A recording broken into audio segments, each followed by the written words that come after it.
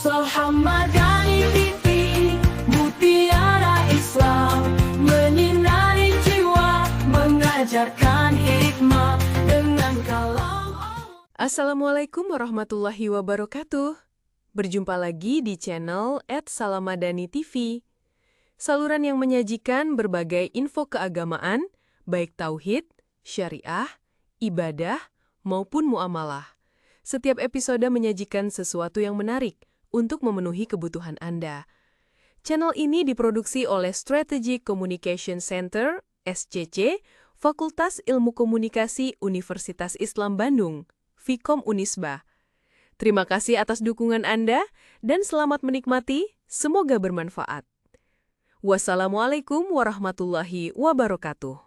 Refleksi media dari Ramadan ke Ramadan.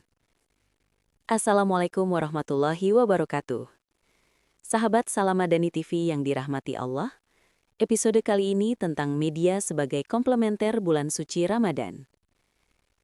Tahun demi tahun berganti, dekade demi dekade telah kita lewati. Ramadan selalu menjadi momentum spesial. Ia bukan sekadar penanda waktu dalam kalender Hijriah, melainkan ruang kontemplasi kolektif yang menghadirkan perubahan ritme hidup. Jam tidur bergeser, pola makan berubah, intensitas ibadah meningkat, serta ruang keluarga dan sosial terasa berbeda. Ramadan selalu membawa atmosfer tersendiri, hening sekaligus hangat, khusyuk sekaligus meriah. Dalam perubahan ritme itu, satu hal yang dapat kita cermati selama 4 dekade adalah kehadiran media. Berbagai media menjadi sahabat, menemani umat saat menahan lapar dan dahaga, berbuka, juga sahur. Radio dan televisi pernah meraih masa keemasan di bulan Ramadan sebelum internet dan media sosial perlahan mengambil alih perhatian publik. Dulu, media menjadi penanda berbuka. Ceramah, program religi, dan azan di radio maupun televisi menjadi penentu waktu sekaligus suasana. Media menjadi teman setia di ruang keluarga, terutama saat sahur dan berbuka. Kini, Ramadan hadir dalam genggaman. Notifikasi menggantikan suara beduk. Timeline media sosial menjadi ruang tausiah, sekaligus ruang debat. Konten religi bercampur dengan hiburan, iklan sirup dan mie instan, semuanya dapat diakses melalui gawai. Perubahan itu bukan sekadar soal medium. Ia mencerminkan bagaimana media membaca ritme sosial dan spiritual masyarakat. Dari dekade ke dekade, media hadir sebagai cermin pergeseran budaya berRamadan itu sendiri. Radio sebagai teman spiritual. Pada dekade 1980-an, televisi belum dikdaya.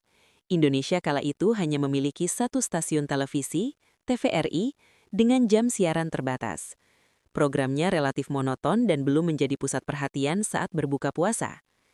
Justru radio yang menjadi primadona Ramadan. Radio adalah media yang fleksibel, intim, dan tidak menuntut perhatian visual penuh. Ia menemani orang bekerja, menunggu berbuka atau terjaga menyiapkan hidangan sahur.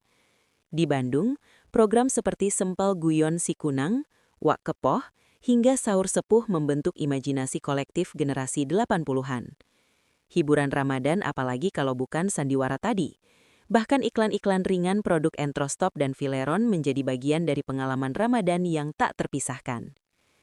Pada saat sahur dan ba'da subuh, ceramah KH Zainuddin MZ menghiasi banyak stasiun radio. Suaranya yang khas dan retorika yang indah membuat dakwah terasa hidup, mudah dipahami, dan relate dengan masyarakat. Dakwahnya menyentuh realitas sosial umat. Di era ini, Ramadan terasa sunyi secara visual tetapi lebih intim secara auditif. Radio hadir sebagai suara yang menyatu dengan kesunyian sahur dan lantunan doa selepas subuh. Ramadan dan tontonan keluarga. Memasuki dekade 1990-an, televisi swasta mulai bermunculan dan perlahan mengambil alih pusat perhatian ruang keluarga. Jika sebelumnya radio menjadi teman setia, berikutnya televisi menjadi medium utama yang menyatukan keluarga. Ramadan pun semakin terasa sebagai momentum siaran khusus dengan format dan kemasan yang dirancang berbeda dari bulan-bulan biasa. Pada fase awal, kemasan ceramah Ramadan masih edukatif, hikmat, dan serius. ANTV misalnya menghadirkan Heri Mukti bersama pasangannya sebagai pembawa acara Ramadan. Di studio, hadir agamawan yang menyampaikan materi ceramah dan tanya jawab. dakwah di layar kaca tetap kuat secara substansi dan bernuansa pembelajaran karena menghadirkan pakar. Dr. Syafi'i Antonio misalnya, ia bicara tema yang tidak ringan seperti perbankan syariah, zakat, tapi diminati penonton sambil menyantap sahur. Gaya berpakaian para pembawa acara terjaga, konten disusun lebih tertata, dan penghormatan terhadap bulan suci terasa jelas dalam setiap produksi program. Bahkan iklan produk tertentu tidak tayang karena model iklan berpakaian lebih terbuka. Pada fase berikutnya, sinetron mulai menyeruak dan mengisi slot sore hari menjelang waktu berbuka puasa. Tayangan drama menjadi penanda baru dalam tradisi menunggu azan maghrib. Program hiburan berbalut religi meningkat. Sejatinya itu murni hiburan, religi sekadar kosmetik dan lapisan luar saja. Program keagamaan mulai ditempatkan sebagai sisipan dalam acara hiburan. Pada awalnya masih ada kesadaran simbolik untuk menjaga etika Ramadan. Berikutnya, Ramadan betul-betul disajikan dalam format panggung hiburan. Hiburan menggeser kesakralan. Di era milenium ketiga, industri televisi semakin kompetitif. Program sahur tidak lagi sekadar ceramah, tetapi dikemas dalam format hiburan.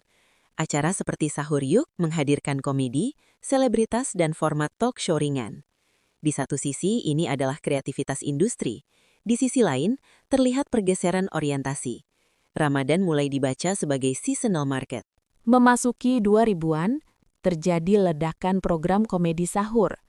Format slapstick, candaan spontan, hingga improvisasi panggung menjadi formula utama untuk mengikat pemirsa di waktu dini hari. Tawa menjadi komoditas utama. Bahkan sebagian tayangan memunculkan kontroversi, baik karena materi humor yang dianggap berlebihan, adegan yang dinilai kurang pantas, maupun gaya interaksi yang jauh dari nuansa hikmat Ramadan. Salah satu peristiwa yang sempat menyita perhatian publik adalah aksi komedian melempar bantal kepada penceramah, yang notabene ulama besar di DKI Jakarta. Ramadan perlahan diperlakukan sebagai musim rating.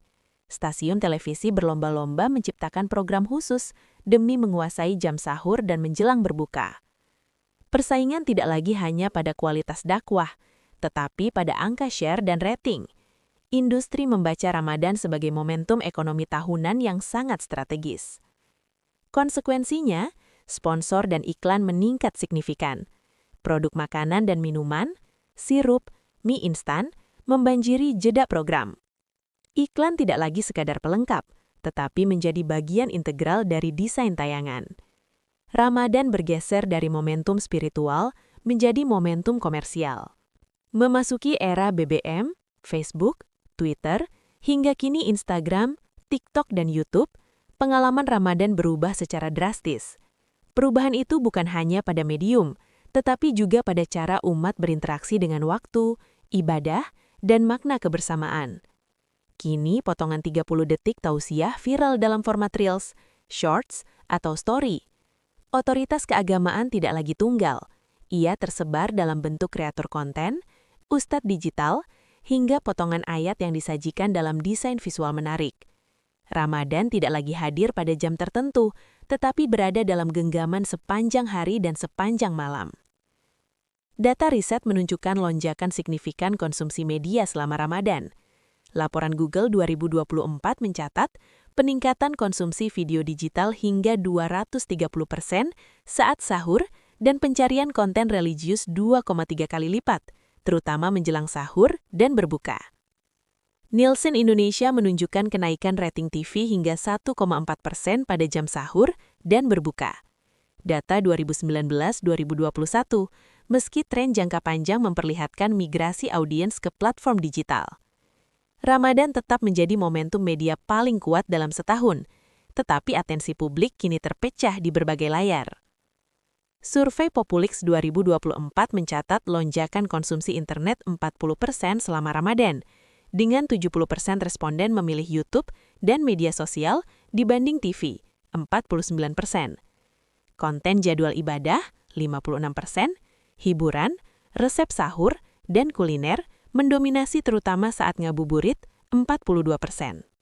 Kini, smartphone menjadi medium utama yang membentuk tradisi baru. Sahur, ngabuburit, sholat, dan ceramah tarawih dihiasi aktivitas scrolling, live streaming, dan unggahan story. Ramadan kini bukan hanya ditayangkan, tetapi di-scroll, di-like, di-share, dan diproduksi ulang. Ruang digital memungkinkan siapapun menjadi penyampai pesan, sekaligus penyaring makna. Konten tidak lagi didominasi media besar, karena setiap orang kini memproduksi siarannya masing-masing. Kehadiran media ternyata membentuk tradisi, kebiasaan, selera, pola atensi, bahkan cara orang merasakan bulan suci. Ia menentukan apakah Ramadan dirasakan sebagai momentum kontemplasi atau sekedar musim konten. Keseluruhan tren ini menunjukkan bahwa Ramadan bukan lagi sekedar fenomena ritual, tetapi juga fenomena komunikasi digital.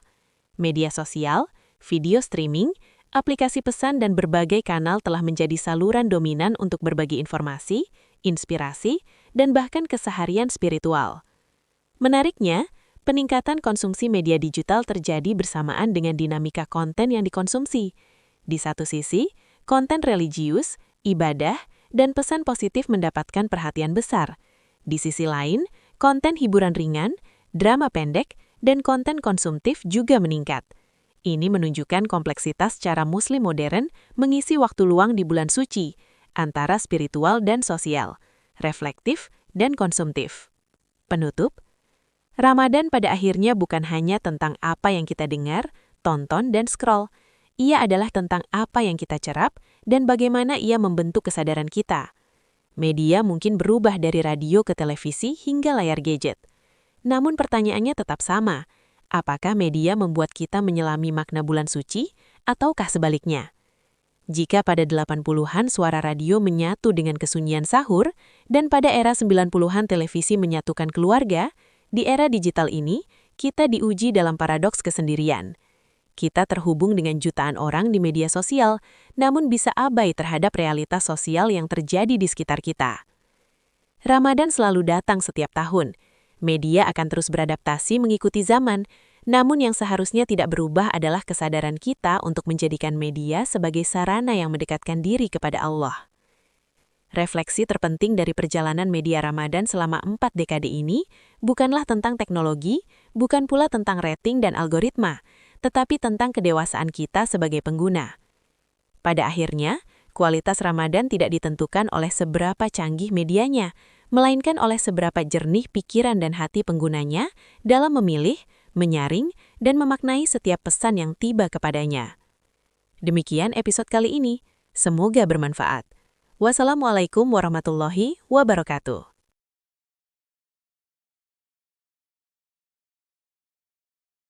Salamadani TV, mutiara Islam, menyinari jiwa, mengajarkan hikmah.